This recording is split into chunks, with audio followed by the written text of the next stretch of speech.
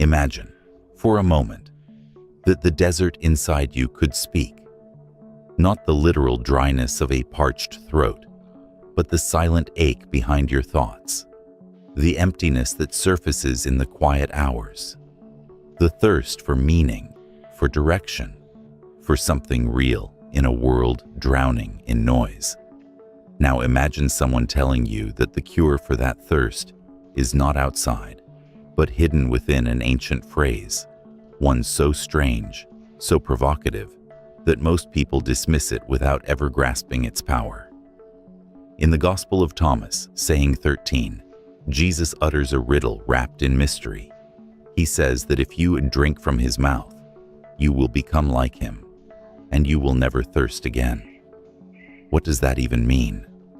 Was it symbolic, literal, metaphorical, or was it something far deeper, something woven into the fabric of consciousness itself? This is not the Jesus of Sunday sermons. This is the Jesus of hidden knowledge, of whispered teachings, of dessert initiations, of an inner kingdom revealed only to those ready to receive it. Tonight, we're going to walk into that mystery. In this video, we're not just interpreting a verse. We're unsealing a forgotten initiatory teaching, one that stretches across ancient traditions, touching the wisdom of mystic Judaism, Egyptian temple practices, and early Christian gnosis. We'll explore why this saying was omitted from mainstream scriptures, why it terrified early authorities, and why it contains one of the most powerful spiritual technologies ever recorded. By the end of this journey, you'll understand what drinking from Jesus' mouth actually means in esoteric tradition, why this strange phrase points to a radical transformation of consciousness, how this ancient teaching, when applied, can dissolve confusion, anxiety, and spiritual hunger at their root, and how you can experience this living water within your own mind and heart. This is not theory. This is practice, a doorway, a transmission, a remembering. So take a breath, let the noise of the world fall away, and prepare yourself to step into a teaching that has been waiting for you across centuries. This is the hidden meaning of saying 13, and this is how to drink from the mouth of the Master and never thirst again. To understand the meaning behind drinking from Jesus' mouth, we must travel far beyond the familiar surface of Scripture and into the shadows where ancient teachings were whispered, guarded, and often feared. The Gospel of Thomas itself is a doorway to that forgotten world. Unlike the canonical Gospels, which tell stories, miracles, and biographies, Thomas is a collection of sayings, pure transmissions, designed not for beginners, but for initiates. It was discovered in 1945 among the Nag Hammadi codices, buried for more than 1,000 years in the sands of Egypt, as if the earth itself were safeguarding a spiritual technology too potent for its time. Saying 13 sits at the heart of that mystery. When the disciples ask Jesus who he truly is, he pulls Thomas aside, away from the others, and shares 3 secret words. Words so powerful that the disciples, upon hearing Thomas repeat them, would apparently want to stone him. And then Jesus adds the enigmatic statement, "If you drink from my mouth, you will become like me." Immediately, we're faced with a paradox. Why would the early followers of Jesus conceal such teachings? Why would an authentic expression of his message evoke fear, outrage, even violence? To answer this, we must recognize that the world Jesus lived in was a landscape of overlapping mystical traditions, Jewish Kabbalistic thought, Greek philosophical schools, Egyptian temple science, and Eastern contemplative practices carried along desert trade routes. His teachings were not created in isolation. They were shaped in a crucible of ancient wisdom. In Jewish mysticism, divine wisdom, chokmah, is often described as a stream or flow, that passes from teacher to student, not through text, but through direct communion. In the Egyptian tradition, spiritual initiation was conveyed by the breath of Thoth, the transmission of living knowledge from the mouth of the master to the ears of the disciple. And in Greek mystery schools, the logos, the divine word or pattern, was consumed inwardly, becoming nourishment for the soul. So when Jesus says, "Drink from my mouth," he is not offering water. He is offering logos. He is offering a living stream of consciousness. This is the point where religion fractures into two paths. One externalizes Jesus, worshiping the man. The other internalizes his teaching, awakening the Christ within. It's no surprise that early authorities suppressed texts like Thomas. Such teachings empowered individuals directly, bypassing religious intermediaries and institutions. If you can drink from the mouth of the Master inwardly, if you can receive wisdom directly, without hierarchy or obedience, then the gatekeepers lose control. For centuries, mystical Christians, Gnostics, Sufis, Kabbalists, and desert monks carried fragments of this understanding in secret circles. They knew that the true teachings were not about dogma, but transformation. Not obedience, but awakening. Not worship, but embodiment. And this is why saying 13 is so electrifying. It suggests that Jesus did not come to create followers. He came to create equals. To drink from his mouth means to internalize the same stream of consciousness that animated him, guided him, and spoke through him. It is an invitation to a radical shift in identity, from separation to unity, from thirst to inexhaustible inner fullness. But what exactly is this stream? How does one receive it?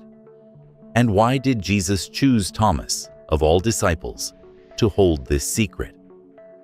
To uncover this, we must step deeper into the labyrinth of meaning, woven into the saying itself.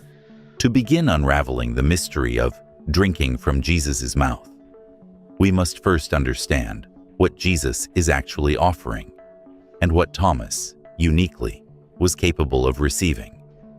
In ancient initiatory traditions, there were always multiple layers of teaching: the outer layer for the crowd, the inner layer for the devoted, and the secret layer for the one who had crossed a threshold of readiness. Jesus speaks to the crowds in parables, to the disciples in teachings, and to Thomas in something deeper, something described as 3 words that would shatter the common understanding of reality. But notice what happens in saying 13. Thomas doesn't write anything down. He doesn't produce a scroll. He doesn't memorize doctrine. He receives something directly from the Master, mouth to ear, consciousness to consciousness. And this is the first key. Drinking from the mouth is the act of receiving living knowledge, not dead words. Living knowledge is not information, it is transformation. It doesn't enter your mind, it rewires it. Imagine water flowing into a dry riverbed. The water doesn't just sit on top, it reshapes the channel, carving a deeper path, widening the banks, bringing life to what was barren. This is how esoteric knowledge functions. It doesn't decorate you, it changes you.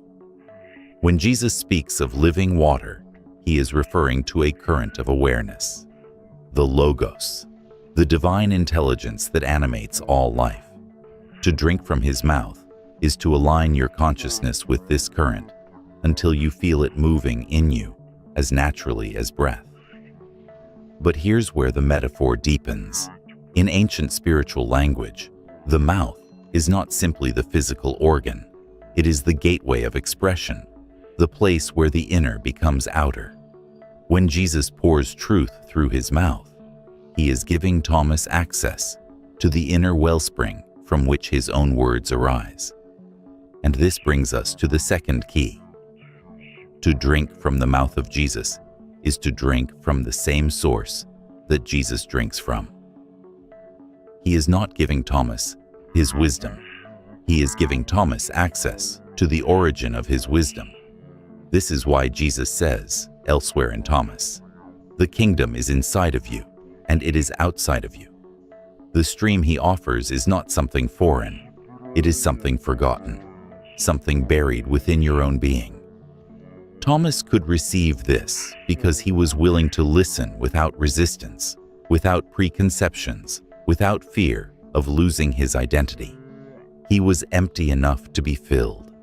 This is the third key. Only an empty vessel can drink deeply. The disciples in the story become angry at Thomas because he has stepped outside the frameworks that define their understanding.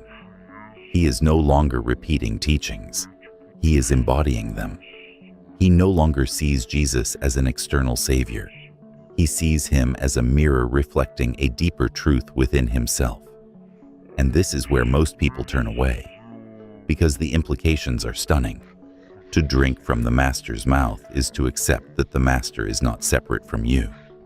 It is to see the Christ, not as a figure in history, but as a dimension of consciousness waiting to awaken within you.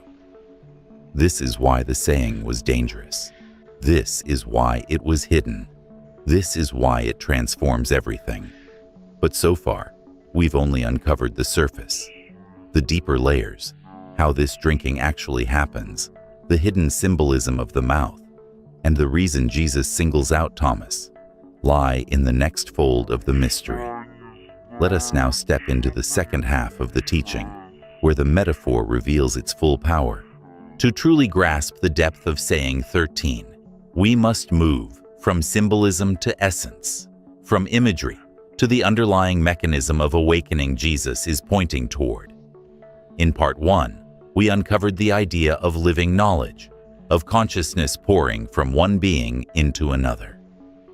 Now we step into the heart of the mystery. What exactly is being poured, and how does this transmission transform a human being? Let's begin with the most provocative possibility. What if the mouth of Jesus is not his physical mouth, but the portal of direct revelation? Across mystical traditions, the mouth represents manifestation, the place where the unspoken becomes spoken, where the invisible becomes visible.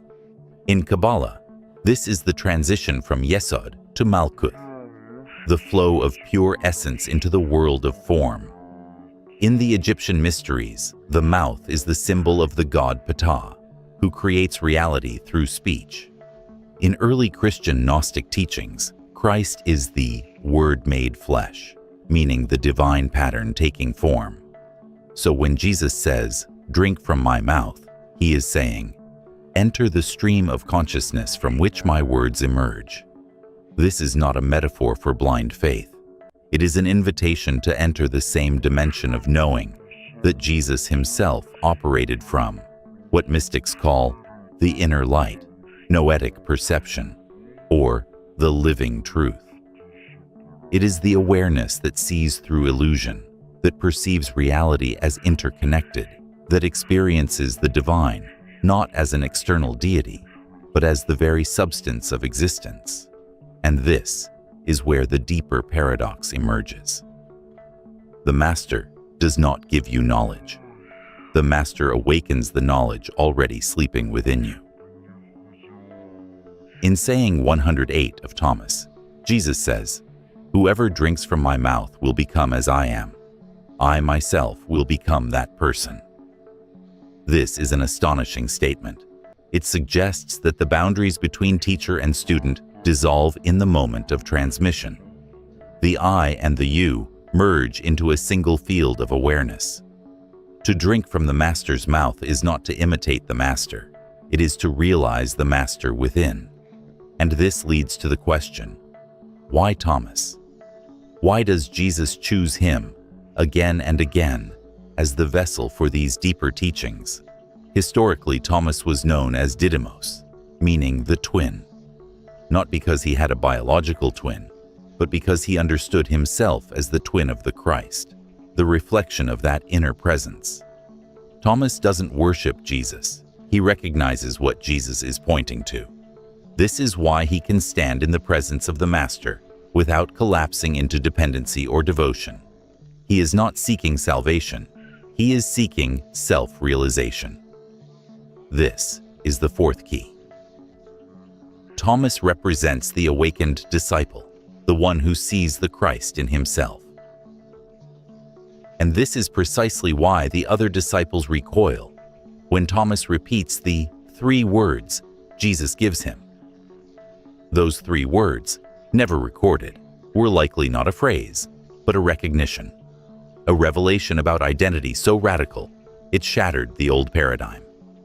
Perhaps the 3 words were simply, "You are that," or "I and you," or "one and same." We will never know, but the effect is clear. Thomas no longer sees Jesus as apart from him. He understands that to drink from the Master is to drink from the source that birthed both of them. The 5th key emerges naturally. Drinking is union. Thirstlessness is awakening. To drink from Jesus' mouth means to enter a state where the inner division dissolves, where the sense of separation fades, where one recognizes the divine origin of one's own consciousness. And in that state, the endless searching, craving, longing, the spiritual thirst, finally ends. Not because you found an answer, but because you found yourself. This is the treasure hidden in saying 13. It is not theology, doctrine, or dogma. It is the blueprint of transformation. Yet to understand it is not enough. Knowledge without embodiment is just more sand in the desert. Now we must turn inward, into the practical techniques, the internal shifts, the real-life ways to drink from this hidden source. Let us now explore how to experience this teaching within yourself. The knowledge in saying 13 is not meant to remain theoretical. To drink from Jesus' mouth, to access that living stream of consciousness, you must engage in practices that awaken and refine your inner receptivity. This is where the mystical becomes tangible. 1. Cultivate silence and presence.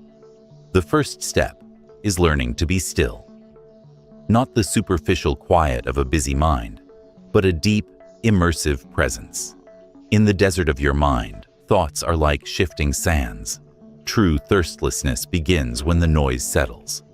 Daily meditation, breathwork, or contemplative prayer can create the inner space necessary to perceive the stream Jesus speaks of. Picture this: sitting in stillness, eyes closed, breathing naturally. Each inhale draws in more than air. It draws awareness. Each exhale releases preconceptions, egoic labels, and the craving for external validation. In this emptiness, the mouth of the Master can pour, not into your ears, but into your consciousness. 2. Practice inner listening. Drinking from the mouth of Jesus is as much about listening as it is about receiving. Inner listening involves tuning in to subtle impressions, intuitive nudges, and the quiet voice that speaks without words. Keep a journal of these insights. Over time, patterns emerge, revealing the underlying current of guidance that flows through your own being. 3. Embody the words. The stream of consciousness is not absorbed intellectually, it is enacted. The teachings of saying 13 require embodiment. This means aligning your actions, speech, and thoughts with the awareness you are cultivating. Small acts of presence, compassion, honesty, and mindful engagement act like vessels, shaping the flow of living water within you. 4. Use symbolic rituals. Rituals can bridge the inner and outer worlds, making the unseen tangible. You might create a simple daily practice. Light a candle, set an intention, and speak a phrase like, "I drink from the living source within me." The act becomes a reminder, a conduit for your consciousness to align with the current Jesus describes. 5. Recognize the twin within. Finally, Cultivate the awareness of the inner twin, the Christ or higher self within.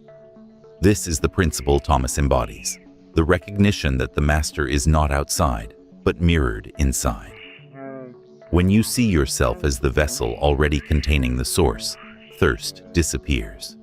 There is no external longing. The fullness exists in the alignment of your awareness with the eternal stream. 6. Overcoming common obstacles. The journey is not without challenges. Impatience, doubt, or egoic interference can block the flow. When you feel disconnected, return to silence, recenter your attention, and remember, the stream is always present. Your role is not to chase it, but to allow yourself to be receptive.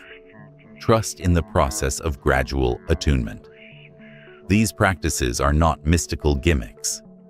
They are technologies of consciousness. By consistently engaging with stillness, inner listening, embodiment, ritual, and self-recognition, you begin to experience the living water that saying 13 describes. Gradually, the habitual thirst for validation, certainty, or external meaning diminishes. You begin to drink from the source itself, and in doing so, you step into a life imbued with clarity, presence, and inexhaustible inner nourishment. The mystical promise of saying 13 is no longer just a story or metaphor. It becomes a lived reality, accessible to anyone willing to open the inner vessel. We began this journey with a simple question. What does it mean to drink from Jesus' mouth and never thirst again? Through the sands of history, the secret teachings of Thomas, and the whispers of mystical traditions, we have glimpsed an extraordinary truth. This saying is not about faith in an external savior. It is about awakening the source within.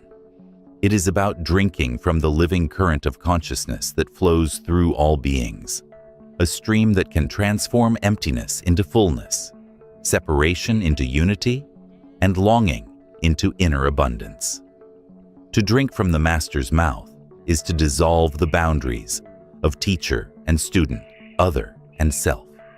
It is to recognize the twin within, to awaken the dormant spark of divine awareness, and to live from a place where thirst, of all kinds, simply ceases. This is not easy. It is not immediate, but it is always available. The source never dries. The stream never ends. Every moment you cultivate presence, listen inwardly, and embody your own awareness, you are drinking. Every act of attentiveness, every moment of clarity, every recognition of your inner twin brings you closer to the fullness that Jesus revealed in saying 13. So, what if this ancient teaching has been waiting, not in scrolls or temples, but within you, ready to awaken? What if the thirst you've felt all your life is simply a signal, a call to turn inward and receive the living water that flows eternally? The choice is yours, to remain parched, seeking outside yourself for what can only be found within, or to open the vessel, drink deeply, and know the fullness that never fades. Take this teaching, reflect upon it, let it guide your practice, shape your consciousness, and transform the way you engage with the world. Because the river of wisdom is not hidden, it flows freely, inviting you to drink, to awaken, and to never thirst again. The Master's mouth is open, the water is waiting. Will you drink?